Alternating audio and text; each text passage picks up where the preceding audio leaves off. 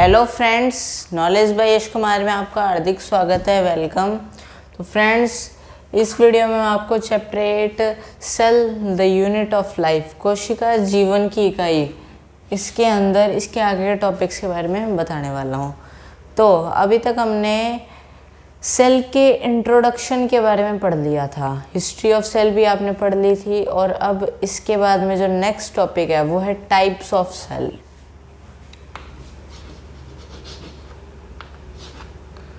Types of cell. जो cell है, types of cell, तो जो सेल है वो 2 टाइप्स की होती है।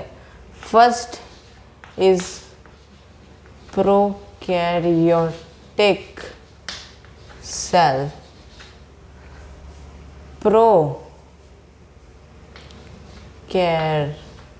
यूकैरियोटिक सेल, और सेकंड है यूकैरियोटिक सेल।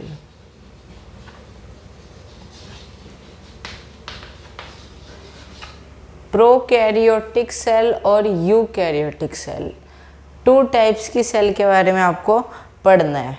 तब इसके अंदर फर्स्ट प्रोकैरियोटिक सेल के बारे में हम सबसे पहले पढ़ेंगे। फर्स्ट है प्रोकैरियोटिक सेल।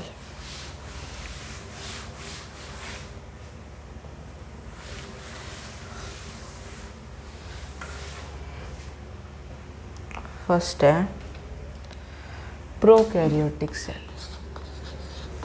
प्रोकैरियोटिक सेल, इसके अंदर ये सेल किसके अंदर प्रेजेंट होती है? This type of cell present in, किसके अंदर होती है? एक तो बीजीए ब्लू ग्रीन एल्गी, एक bacteria, okay, BGA blue green algae, bacteria, या फिर माइकोप्लाज्मा। माइकोप्लाज्मा को एक और नेम भी कहते हैं, इसे हम क्या कहते हैं? PPLO, pleuro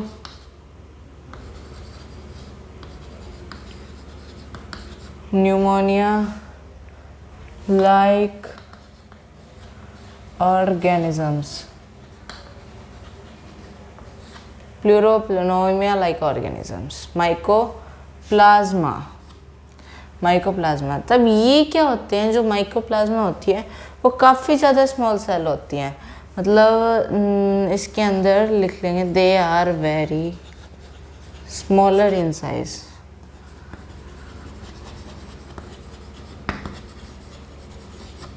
And multiply rapidly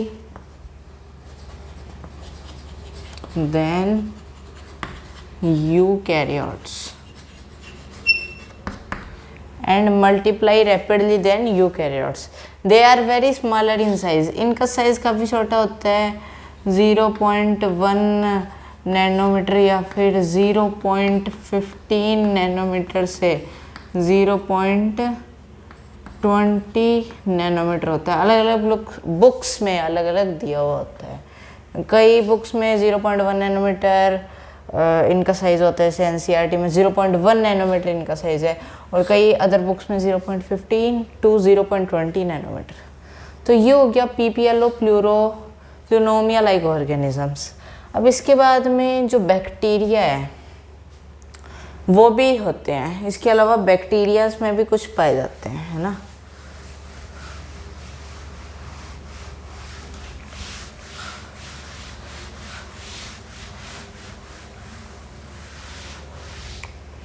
writing ऊपर डाल देते।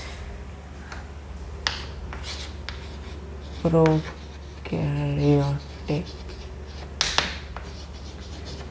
Cell, prokaryotic cell, okay. तो इसके अंदर हम प्रोकैरियोटिक सेल के अंदर bacteria,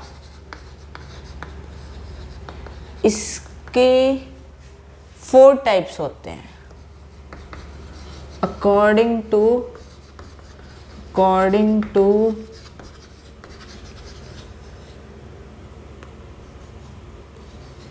their shapes and size according to their shape and size bacteria 4 type के होते हैं। फर्स्ट जो है वो है बैसिलस या फिर रोड लाइक, छड़नुमा जिसे कह सकते हैं, छड़नुमा, ठीक है।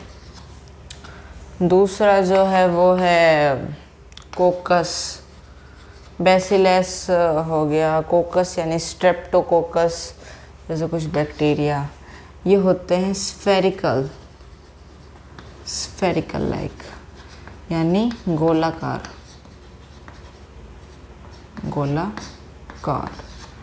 ठीक है। तीसरा होता है विब्रियो, ये होते हैं कोकस, जो होते हैं कोकस वो होते हैं स्फेरिकल लाइक यानी गोलाकार। विब्रियो होते हैं वो होते हैं कोमा लाइक, कोश के आधार पर कोशाकार, ठीक है ये। और फोर्थ होता है स्पाइरल,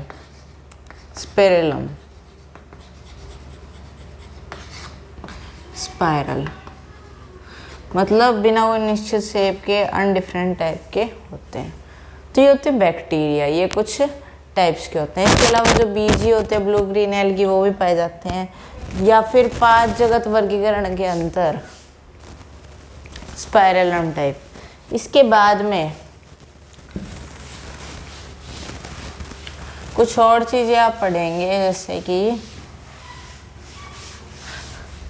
प्रोकैरियोटिक सेल्स के अंदर कोई भी सेल ऑर्गेनल्स नहीं पाए जाते, पहली बात, ऑर्गेनल्स नहीं पाए जाते। दूसरा, इनके अंदर सर्कुलर डीएनए पाया जाता है, सर्कुलर डीएनए भी होता है, और लॉन्गिट्यूडनल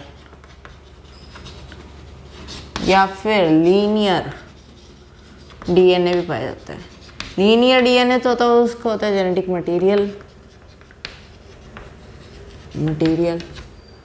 और जो सर्कुलर डीएनए होता है वो उसको एक अलग के रूप में पाया जाता है, इसे हम प्लाज्मिड कहते हैं, प्लाज्मिड के रूप में पाया जाता है। सेल ऑर्गेनल्स, बस एक चीज़ होती है जो इनके अंदर सेम रहती है, वो होती है राइबोसोम्स। पर राइबोसोम्स भी डिफरेंट होते हैं। प्रोकैरियोटिक सेल में 70s टाइप के होते हैं और उसके अंदर 80s टाइप के। इसके अलावा एक चीज़ और जो कि इम्पोर्टेंट थी, माइकोप्लाज्मा के अंदर नहीं लिखवाई, उसके अंदर लिख लेंगे कि एक्सेप्ट माइकोप्लाज्मा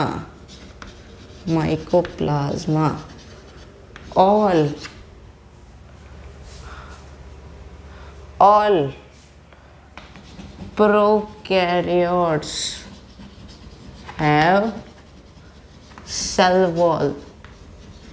मतलब माइकोप्लाज्मा को छोड़कर सारे जो प्रोकैरियोट्स होते हैं उनके अंदर कौन सी सेल पाई जाती है? सेल नहीं, उनके अंदर सेल वॉल यानी कोशिका भित्ति पाई जाती है, कोशिका भित्ति। ओके, इसके बाद हाँ बस इतना ही। इसके बाद अपना जो नेक्स्ट टॉपिक है वो है प्रोकैरियोटिक सेल के अंदर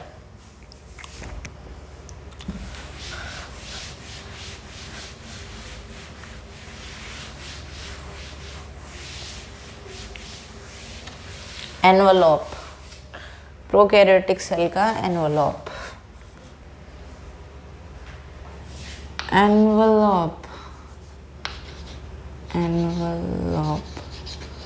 ऑफ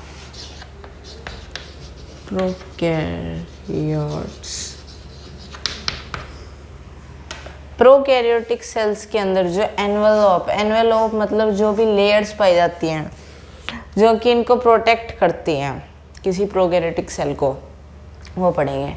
तो इसके अंदर सबसे पहले हम एक डायग्राम बना लेते हैं इसका, एक बैक्टीरिया का।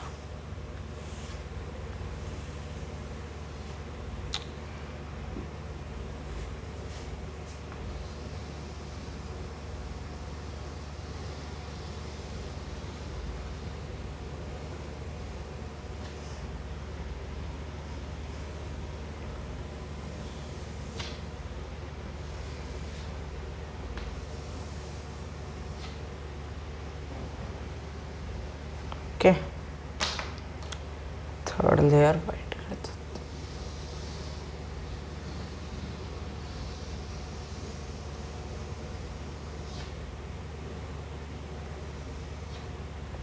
तीन लेयर पाई जाती हैं इसके अंदर। ओके, इसके अंदर इसका जेनेटिक मटेरियल होता है।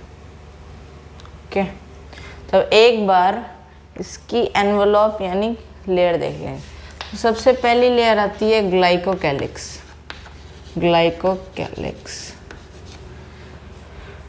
ग्लाइकोकैलिक्स जो होती है उसके अंदर लिखेंगे this is the outer most and this is the outer most layer and different in composition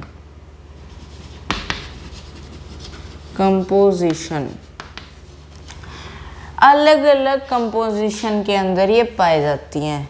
जैसे कि ग्लाइकोकैलिक्स कुछ प्रोकैरियोट्स के अंदर एक लूज शीट के रूप में पाई जाती है और कुछ के अंदर हार्ड एंड टफ होती है। कुछ प्रोकैरियोट्स के अंदर जो ग्लाइकोकैलिक्स मतलब जो आउटर मोस्ट लेयर है वो एक लूज शीट मतलब काफ़ी ज़्यादा हल्की या फिर आराम से ब्रेकेबल मतलब ज़्यादा कुछ प्रोटेक्ट ना करे लूज शीट के रूप में पाई जाती है। इसे हम स्लाइम लेयर कहते हैं, स्लाइम लेयर। और कुछ प्रोकैरियोट्स मेनली बैक्टीरिया के अंदर हार्ड एंड टफ पाई जाती है, इसे हम क्या कहते हैं, कैप्सूल। ओके, तब ये हो गया फर्स्ट पॉइंट ग्लाइकोकैलिक्स का। तब इसके अंदर यही है कि इसके अंदर ये हो जाएगा in some prokaryotes the glycocalyx is found as a loose sheet known as slime layer and in some prokaryotes it present as a hard and tough layer is known as capsule. ठीक है, तब इसके अंदर first layer हो चुकी है complete जो कि है ग्लाइकोकैलिक्स। ठीक है, तो लिख लेंगे यहाँ पे सबसे फर्स्ट लेयर है ग्लाइकोकैलिक्स। ठीक है, उसके बाद में जो सेकंड लेयर आती है वो है सेल वॉल। सेल वॉल का मेन वर्क ये है it is the middle layer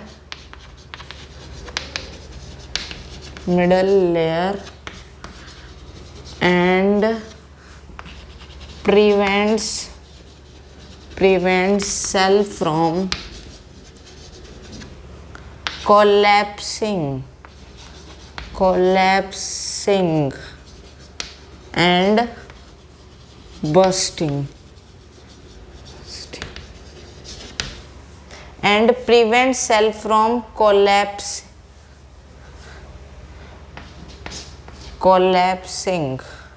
and prevents cell from collapsing and bursting। Collapse करने में मतलब सिकुड़ने में मतलब कोलैप्स हो जाए और बर्स्टिंग मतलब फटने के अंदर ये हेल्प करती है, मतलब ये रोकती है किसको, कोलैप्सिंग और बर्स्टिंग को, मतलब सिकुड़ने नहीं देती और फटने नहीं देती, उसके अंदर हेल्प करती है।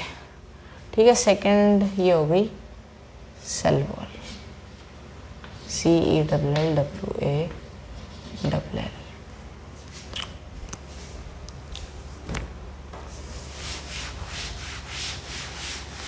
सेकेंड लेयर हो गई। उसके बाद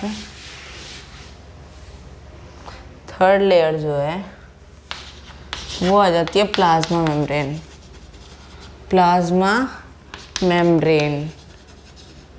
मेम्ब्रेन। इसके अंदर लिखेंगे इट इज अ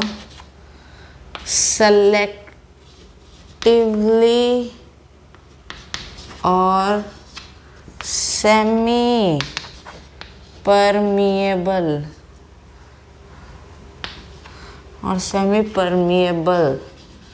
membrane।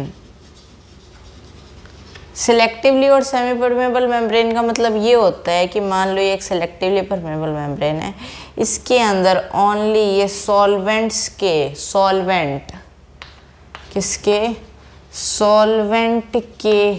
अणु सॉल्वेंट के ही मॉलिक्यूल्स को अंदर ट्रांसफ़र करती हैं, जो सॉल्यूट के जो मॉलिक्यूल्स होते हैं उनको ये अंदर जाने नहीं देती। सेलेक्टिवली मतलब ओनली सॉल्वेंट को ये सेलेक्ट करती है सॉल्यूट के अंदर। जैसे कि कोई कंटेनर है, उसके अंदर कोई किशमिश रख दी, उसके अंदर पानी डाल दिया और उसके अंदर शुगर भी डाल दिया, तो ओनली पानी अंदर जाएगा, शुगर अंदर नहीं जाएगा किशमिश के अंदर, क्योंकि वो एक सेलेक्टिवली या फिर सेमी परमेबल मेम्ब्रेन है। ओके, तो एक plasma membrane.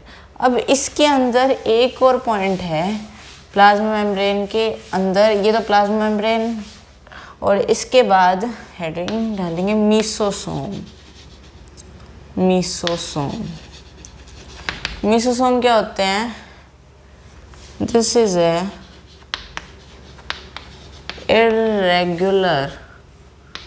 irregular extensions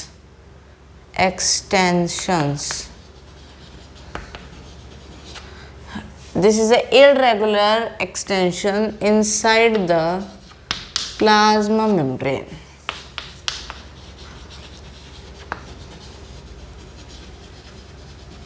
It helps in respiration. It works, it function in respiration. Its function is respiration. होता क्या है? इसके अंदर एक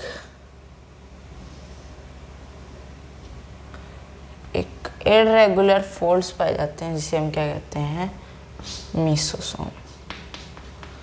मीसोसोम, मीसोसोम, ठीक है।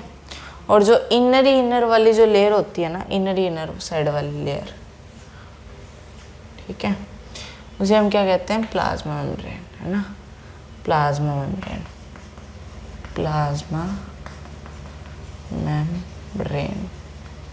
ओके, मीसोसोम हो गया। इसके बाद जो आता है वो एक और जो मेन पॉइंट है उसके बारे में, जो लेयर्स जो होती है वो कंप्लीट हो चुकी हैं, ठीक है, तीनों लेयर के बारे में आपने पढ़ लिया। अब एक चीज़ और लिख लेंगे कि the different layers have different function but they combine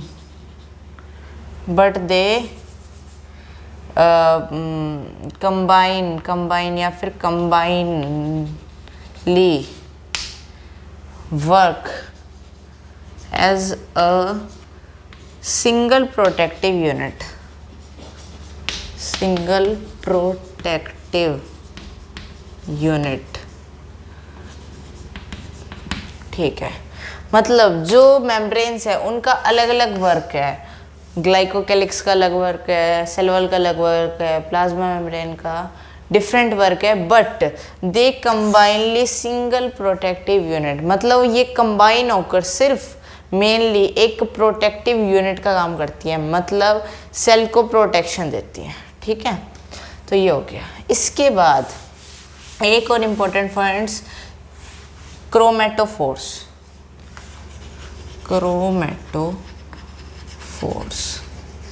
chromatophores क्या होता है? In cyanobacteria other inner extensions are found, are known as chromatophores. It contain pigment,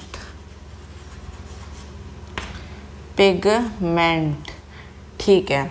जो साइनोबैक्टीरिया होते हैं, साइनोबैक्टीरिया, उनके अंदर एक डिफरेंट टाइप के और एक्सटेंशन निकले हुए होते हैं जिन्हें हम क्रोमेटोफोर्स कहते हैं, और वो क्या कंटेन करते हैं, पिगमेंट कंटेन करते हैं। ठीक है, ये हो गया।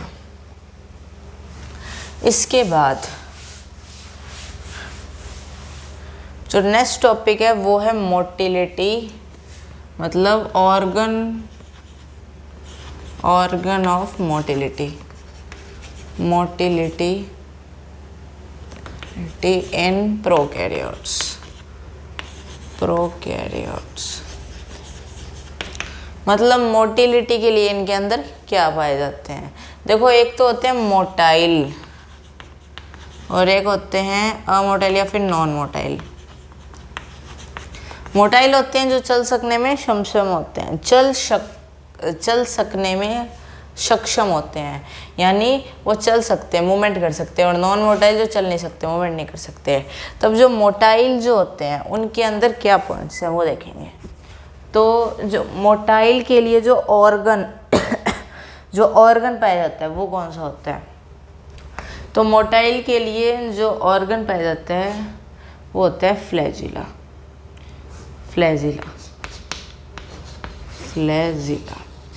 कुछ में सीलिया भी पाया जाता है। सीलिया जैसे फ्लैजिला क्या होता है, मान लो ये है तो ये फ्लैजिला हो गया, ये होता है फ्लैजिला। और सीलिया होता है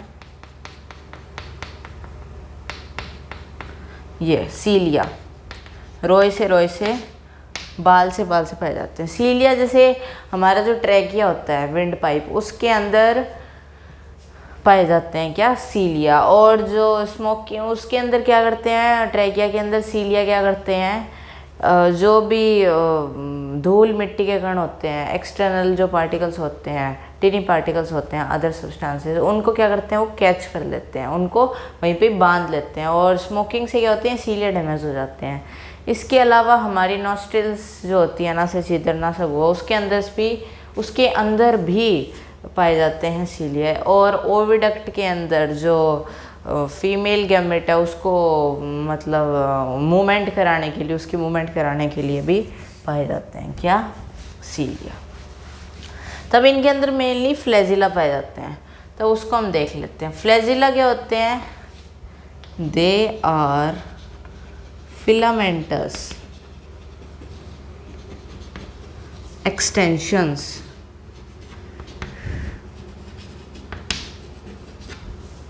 outside द, और प्लाज्मा मेम्ब्रेन जो होती है उसके अंदर से मतलब प्लाज्मा मेम्ब्रेन को छोड़ के सेल मेम्ब्रेन और सेल वॉल और ग्लाइकोकैलिक्स से ये फ्लैजिला निकले हुए होते हैं outside the cell, extension outside the cell. तो ये होते हैं फ्लैजिला। इसको बना दें यहाँ पे।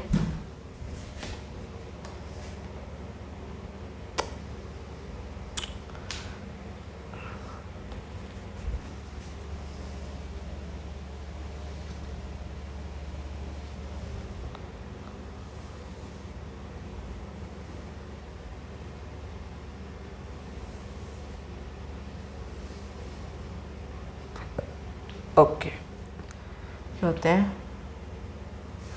क्या होते हैं फ्लैजिला।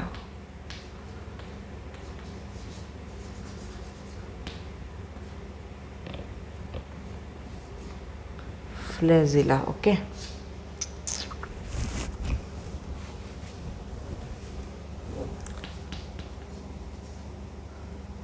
फ्लैजिला, ठीक है, ये दोनों फ्लैजिला होते हैं। इसके अलावा इसके अंदर एक सर्कुलर डीएनए और पाया जाता है।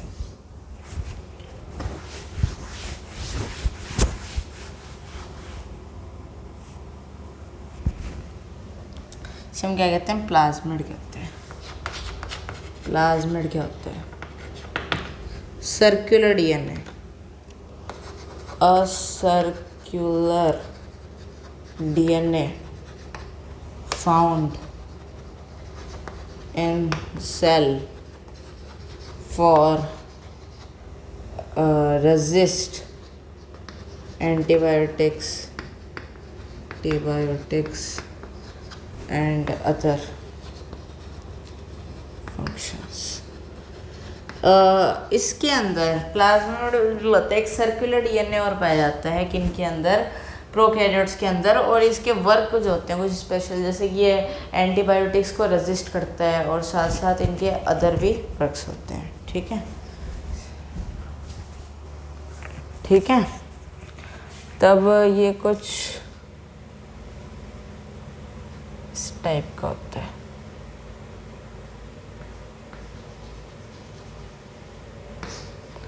ये होता है प्लाज्मिड। ओके, इसके बाद प्लाज्मिड हो गया, इसके बाद पाया जाता है राइबोसोम्स। राइबोसोम्स क्या होते हैं, पहली बात 70S टाइप के होते हैं। ठीक है, बस राइबोसोम्स पाए जाते हैं, 70S टाइप के होते हैं राइबोसोम्स।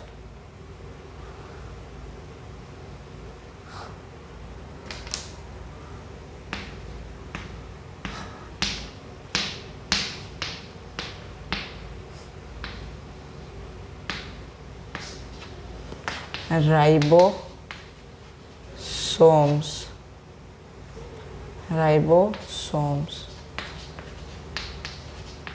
70S टाइप के होते हैं। ठीक है, इसके अलावा इसके अंदर दो और स्ट्रक्चर्स पाई जाती है, इसे हम कहते हैं पिलई और फिम्ब्री। तो सबसे पहले हम पिलई देख लेते हैं। तो पिलई होती है द एक्स्ट्रल कोडिंग स्पेशल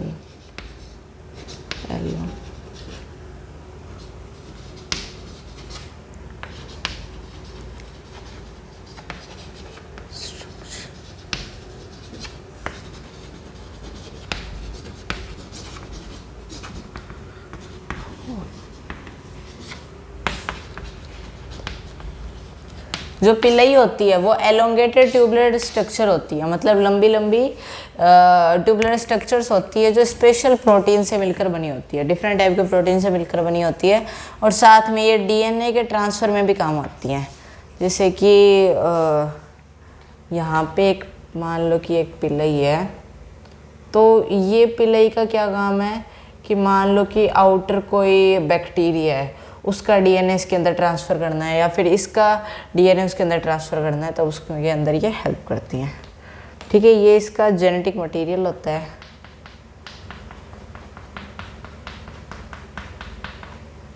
ठीक है, इसका डीएनए है ना। इसके अलावा एक और स्ट्रक्चर्स पाई जाती है, इसे हम क्या कहते हैं, फिम्ब्री।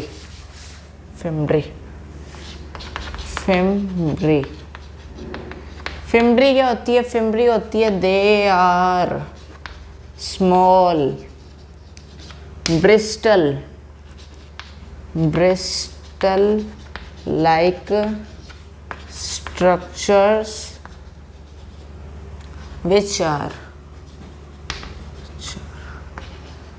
which are sprouting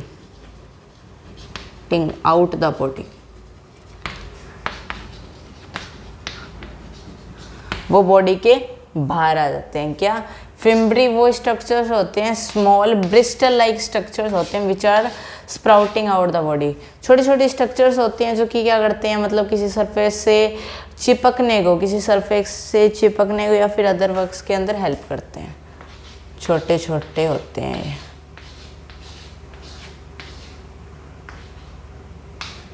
पतले होते हैं काफ़ी ज़्यादा, इरेगुलर शेप के, ऐसे कुछ होते हैं ये। इसे हम क्या कहते हैं, फिम्ब्री। इसके अलावा आपका अब लास्ट टॉपिक रहा है,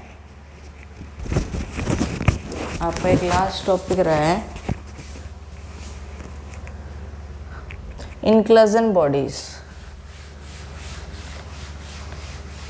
और इससे पहले एक चीज़ और बता देते हैं कि पॉलीसोम्स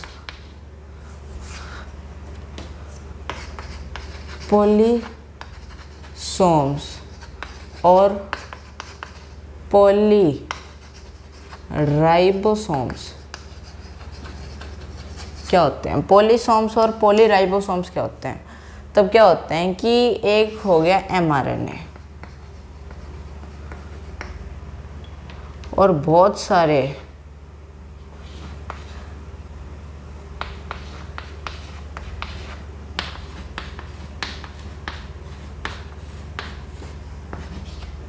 ठीक है।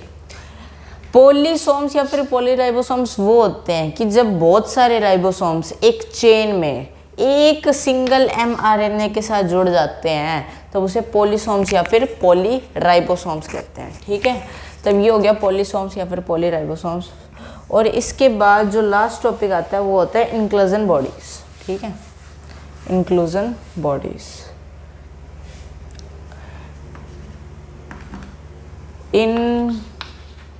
इंक्लूजन बॉडीज क्या होती हैं, तब इसके अंदर आप पढ़ेंगे इंक्लूजन बॉडीज क्या होती हैं। तो the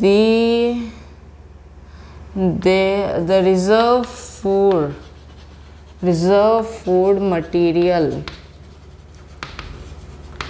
store inside the cell in the form of inclusion bodies। कि जो इंक्लूजन बॉडीज क्या होता है, रिजर्व फूड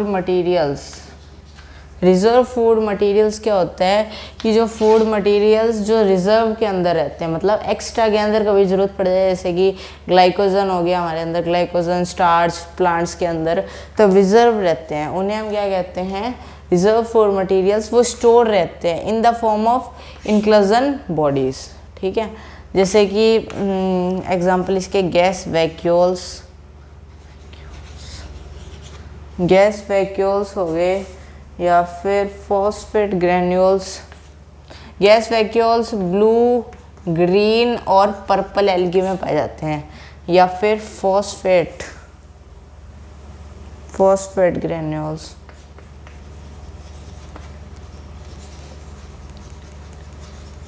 इसके एग्जाम्पल हो गए। ठीक है, तो ये हो गया आपका पूरा प्रोकैरियोटिक सेल के बारे में, प्रोकैरियोटिक सेल के बारे में पूरा टॉपिक कंप्लीट हो गया। प्रोकैरियोटिक सेल के बारे में पूरा टॉपिक कंप्लीट हो गया। और इसके अंदर भी सारी चीज़ें लगभग बता दी। ये इसका जेनेटिक मटेरियल, प्लाज्मिड, राइबोसोम्स होते हैं, मिसोसोम होता है जो कि हेल्प करता है रेस्पिरेशन में। एक क्वेश्चन भी पूछा गया मिसोसोम पे कि कौन सा जो ऑर्गन है या फिर सेल ऑर्गेनल है जो हेल्प करता है, जो यूकैरियोटिक कोशिका में माइटोकॉन्ड्रिया के कार्य के समतुल्य होता है या फिर माइटोकॉन्ड्रिया के फंक्शन के समतुल्य होता है, वो वर्क प्रोकैरियोटिक कोशिका में कौन करता है, तो वो कौन करता है, मिसोसोम। क्योंकि माइटोकॉन्ड्रिया क्या होता है, एक माइटोकॉन्ड्रिया रेस्पिरेटरी ऑर्गन होता है, रेस्पिरेटरी ऑर्गेनल होता है यूकैरियोटिक सेल के अंदर, तो इसे है ना। ठीक है, इसके अलावा राइबोसोम्स पाए जाते हैं, इन्हें हम ये होते हैं राइबोसोम्स। ये पाए जाते हैं, ये अकेले ये सिंगल ऐसे सेल ऑर्गेनल है जो यूकैरियोटिक और प्रोकैरियोटिक दोनों में पाए जाते हैं, पर डिफरेंस ये 70s वाले टाइप के होते हैं, वो 80s वाले। तो ये आपका एक स्ट्रक्चर हो गई एक बैक्टीरिया की। ठीक है, ओके। तो आपका प्रोकैरियोटिक सेल पूरा कंप्लीट हो चुका है, और इसे नेक्स्ट वीडियो के अंदर आप यूकैरियोटिक सेल के बारे में पढ़ेंगे। तो थैंक्स फॉर वॉचिंग।